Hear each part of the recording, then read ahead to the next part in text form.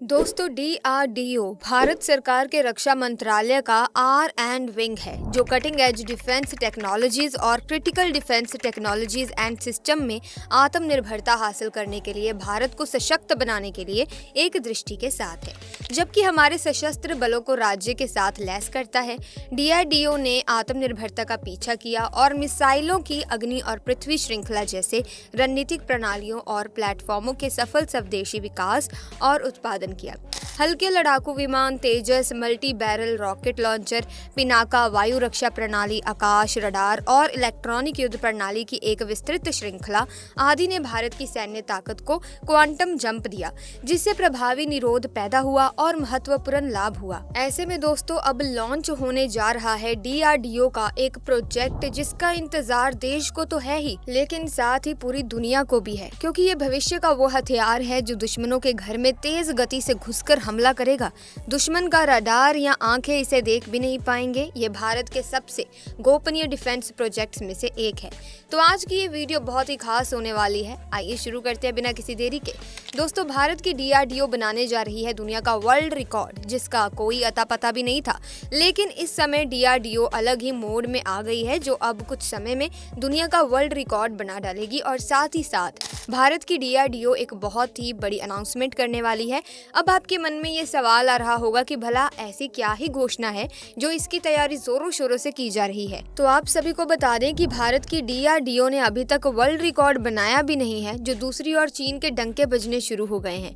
बता दें कि DRDO के वर्ल्ड रिकॉर्ड में भारत का फायदा तो होने ही वाला है, लेकिन कुछ ऐसे देश हैं जो अब भी गरीब देश के पैसे खा खा कर अपने पेट को फुल कर लिए हैं। लेकिन भारत ऐसा नहीं करने वाला, बल्कि अब भारत ऐसी चीज देने जा रहा है जो अभी तक इतने कम दामों में किसी ने भी नहीं दी। अब आप सोच रहे होंगे कि इससे तो भारत का नुकसान हो जाएगा, लेकिन इससे भारत का नुकसान नहीं बल्कि फायदा होने वाला है।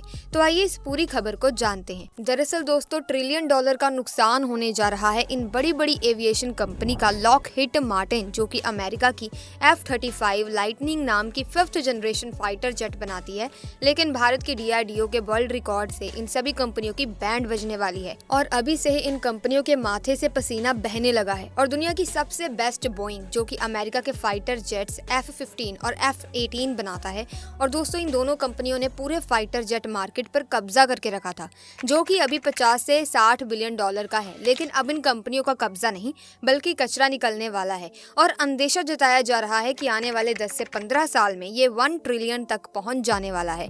और इस मार्केट में सबसे बड़ी एंट्री हुई है भारत के DRDO की, क्योंकि DRDO ने एक ऐसा फाइटर जेट बना लिया है जो कि ना 5th जनरेशन का कहा जा सकता है, ना ही 6th जनरेशन का। 5th और 6th जनरेशन यानी कि अभी जो टेक्नोलॉजी मौजूद है उससे 5 जनरेशन ज्यादा एडवांस 5.5 जनरेशन का एक डेंजरस लड़ाकू विमान बनाने में एक सक्सेस को हासिल किया है। लेकिन उससे बड़ी अचीवमेंट ये है कि इन्होंने जो ये प्रोटोटाइप बनाने की बात कही है वो लॉकहीड मार्टिन और बोइंग के डेंजरस लड़ाकू विमान से काफी ज्यादा सस्ता होने वाला है। काफी ज्यादा मतलब बहुत बड़े पैमाने पर सस्ता। दरअसल दोस्तों, आप सभी ने कुछ समय पहले देखा होगा कि जिसमें कैसे इसरो ने जो सैटेलाइट लॉन्चिंग सर्विस की थी उसमें नासा को बुरी तरीके से पछाड़ दिया है, और अब वो बिलियन और ट्रिलियन ऑफ डॉलर जो है वो भारत पर बरसने वाले हैं। रीजन क्या था कि एक रॉकेट को लॉन्च करना और उससे सैटेलाइट को स्पेस में प्लेस करना, इसमें 550 करोड़ यानी कि सैकड़ों और करोड़ खर्च कर देता था नासा, और जो भी देश ऐसा करवाना चाहते तो उसे बड़ी अमाउंट पे करनी पड़ती थी। अब इस कॉस्ट को 20 करोड़ पर सैटेलाइट लाकर रख दिया इसरो ने। आप खुद सोचकर देखिए कि दुनिया के सारे देश जो अपनी सैटेलाइट को स्पेस में प्लेस करवाना चाहते हैं वो किसके पास आएंगे? इसरो के पास आएंगे ना। ठीक वैसे ही कारनामा किया DRDO ने। बेहद कम लागत में फाइटर जेट डेवलप कर लिया है। आने वाले साल के अंदर अबाउट मान के चलिए कि 2-3 साल के अंदर भारत 5 प्रोटोटाइप रेडी कर रहा है। DRDO 5 प्रोटोटाइप रेडी कर रहा है, जिसके लिए भारत सरकार ने $1.9 बिलियन रिलीज भी कर दी है। आपको बता दें कि AMCA advance medium combat aircraft ये डिजाइन कर रहा है DRDO, और उसकी डिजाइनिंग में अप्रूवल भी मिल चुका है। इंडियन आर्मी में 5 अलग अलग प्रोटोटाइप और अभी मौजूद टेक्नोलॉजी से कहीं ज्यादा एडवांस टेक्नोलॉजी है। जी हाँ दोस्तों, अब आइए जानते हैं DRDO ने ये कारनामा कैसे किया और कैसे भारत का बनाया MCA जो है 535 और F-18 जैसे खतरनाक इस लड़ाकू विमान से भी ज्यादा बिकेगा। लेकिन देखिए दोस्तों, DRDO ने काफी दूर की लिस्ट भारत को इंडियन असली मेड फाइटर जेट्स की जरूरत थी, और भारत जैसी टिकाऊ टेक्नोलॉजी, ऐसी एडवांस टेक्नोलॉजी डेवलप करना चाह रहा था जो इंडियन हो, इंडियन जीन्स हो, तो उस टेक्नोलॉजी पर खर्च कम होता है और डिपेंडेंसी किसी दूसरे देश पर कम हो जाती है। DRDO ने इंडियन मिलिट्री की ज़रूरत को ध्यान में रखते हुए, इंडियन एयरफोर्स की ज़रूरत को ध्यान में रखते हुए 4 पॉइंट ध्यान में रखे। पहला था एयर सुपरमेसी, यानी कि अगर दुश्मन का कोई भी फाइटर जेट चाहे कितना ही एडवांस क्यों ना हो, वो अगर भारत की वायु सीमा के अंदर एंटर करता है तो हमारे ये AMCA डेंजरस एडवांस जो कॉम्बैट एयरक्राफ्ट होंगे, फाइटर जेट्स होंगे, ये किसी भी हालत में घर के अंदर घुसने वाले उन फाइटर जेट्स का सामना कर सकें। DRDO को इतना बजट नहीं मिलने वाला कि F-35 जितना जो है, जितना कॉस्ट उसका है, उतना नहीं मिलने वाला। तो DRDO को सब कुछ बेहद कम बजट में करना था, तो उन्होंने पहले लिस्ट बनाई कि क्या गोल्स रखने हैं, उन्हीं पर फोकस किया जाएगा।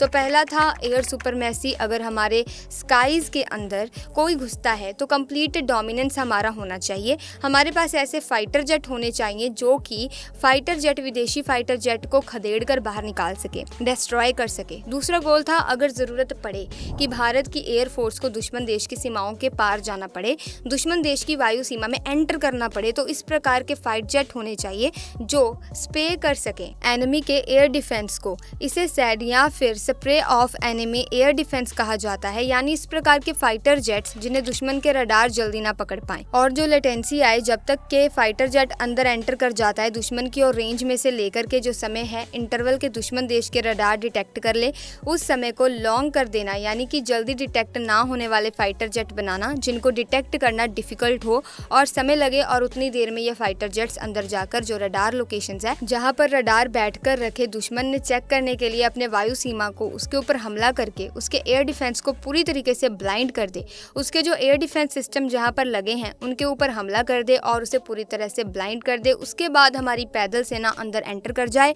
तो कम से कम ये कैपेबिलिटी होनी चाहिए कि फाइटर जेट्स के अंदर जो भारत बना रहा है, DRDO ने तय किया कि separation of enemy air defence. तीसरी चीज एयर इंट्रोडक्शन फाइटर जेट जो बनाया जा रहा था AMCA, इसके लिए एक मानक तय किया गया था कि एटलीस्ट इसके पास ये काबिलियत होनी चाहिए, कैपेबिलिटी होनी चाहिए कि फाइटर जेट घुसे एनिमी की वायु सीमा के अंदर और उसकी सप्लाई लाइंस और उसके रीइंफोर्समेंट, यानी कि रस्त की सप्लाई लाइन जहां से होती है, वो रोड्स, वो हाईवे जहां से रास्ते पहुंचा जा रहा है दुश्मन देश की चौकी तक के, या फिर जो आर्म्स की सप्लाई जहां से आती है उन लाइंस को, या फिर पावर ग्रिड है, तो इन तीनों के जो सेक्टर है जिससे कि सप्लाई लाइन कट जाए, दुश्मन देश की आर्मी की चौकियां करने में ये कामयाब रहे, इस प्रकार की स्ट्राइक करने में सक्सेसफुल रहे, तो इस प्रकार के उसके अटैकिंग फीचर्स इसके अंदर होने चाहिए। तो ये एयर इंट्रोडक्शन इसे कहा जाता है, इसकी एबिलिटी होनी चाहिए। यहाँ नंबर 4 पर इलेक्ट्रॉनिक वॉरफेरिंग। दोस्तों अब जमाना आ चुका है कि एडवांस इलेक्ट्रॉनिक एज आ चुकी है, साइबेरिया एज आ चुकी है। ऐसी स्थिति में सब कुछ जो इन्फॉर्मेशन पर डिपेंड करता है, जो पहले अपने दुश्मन को देख लेगा, उसके पास इन्फॉर्मेशन होगी, उसकी लोकेशन होगी और उस लोकेशन पर वार करके वो दुश्मन को माइंड करा सकता है। जो बाद में दिखेगा वो पहले मर जाएगा। भारतीय फाइटर जेट अधिकतम 65,000 फीट की ऊंचाई तक जाएगा। ये फाइटर जेट भारतीय वायुसेना और भारतीय नौसेना के लिए बनाया जाएगा। इंडियन एयरफोर्स इस फाइटर जेट के साथ स्क्वाड्रन बनाने की योजना बना रहा है। पहले वर्जन के बाद AMCA मार्क 2 में और ताकतवर जॉइंट वेंचर इंजन लगाने की प्लानिंग है। अभी तक देखिए इतनी ही DRDO ने जानकारी शेयर की है, आगे भी जैसे ही शेयर करते रहेंगे तो हम आपको समय समय पर अपडेट देने की पूरी कोशिश करेंगे। अब DRDO के इस अहम फैसले का, इस अहम कदम का आपका क्या कहना है?